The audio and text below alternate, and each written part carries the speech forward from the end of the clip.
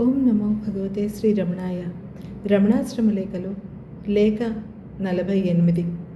జపతపాదులు. తేదీ 3/6/1946. నిన్నొక పెద్ద మనిషి వచ్చారిక్కడికి. సద్బ్రాహ్మణుడు.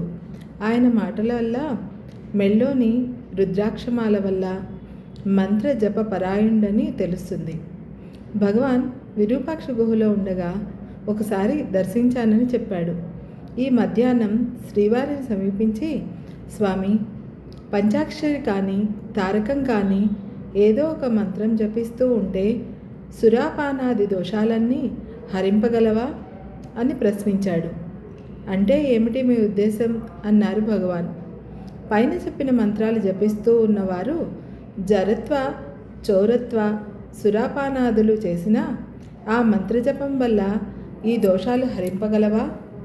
ఆ పాపము వారికి నంటకుండనా అని మళ్ళీ తర్కించి అడిగాడా విప్రుడు. నేను జపిస్తున్నాననే భావం లేకుంటే వీటి వల్ల కలిగే దోషం వారికి అంటదు. నేను జపిస్తున్నాననే భావం ఉన్నప్పుడు దురభ్యాసాల వల్ల కలిగే పాపం మాత్రం ఎందుకంటదు అన్నారు భగవాన్. ఈ పుణ్యం ఆ పాపాన్ని హరింపదా అన్నాడా బ్రాహ్మణుడు. నేను చేస్తున్నాననే అహంభావం ఉన్నంతవరకు దేనికది అనుభవించవలసిందే. ఒకదానితో వేరొకదాన్ని కప్పిపుచ్చడం ఎలా పొసుగుతుంది?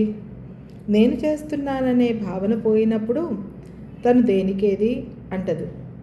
తానెవరో తెలుసుకుంటే కానీ నేను చేస్తున్నాననే భావము పోదు. తను తానరిగిన వానికి జపమేది, తపమేది? ప్రారబ్ధవశంగా శరీరయాత్ర సాగుతుందే కానీ వాడొక్కదానికి ఇచ్చింపడు. ప్రారబ్ధం అనేది ఇచ్ఛా ప్రారబ్ధం, అనిచ్ఛా ప్రారబ్ధం, పరేచ్ఛా ప్రారబ్ధం అని 3 విధాలు కదా. తను తానెరిగిన తత్వజ్ఞునకు ఇచ్ఛార ప్రారబ్ధం లేనే లేదు. అనిచ్ఛ, పరేచ్ఛ రెండే ఉంటవి. వారు ఏది చేసినా పరుల కొరకే. ప్రారబ్ధానుసారం చేయవలసిన పనులుంటే చేస్తారు కానీ తత్ఫలితం వారికంటదు. అటువంటి వారు ఏది చేసినా పాపపుణ్యములు లేవు.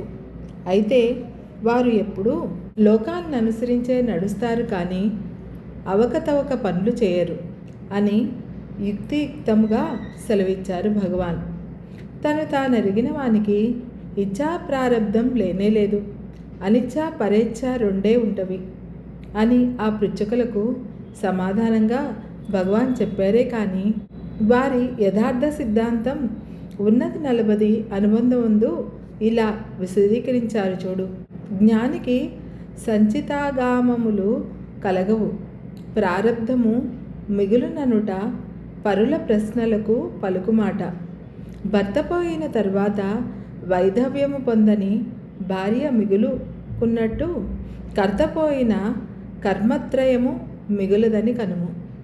ఇక ఉంటాను, నీ సోదరి.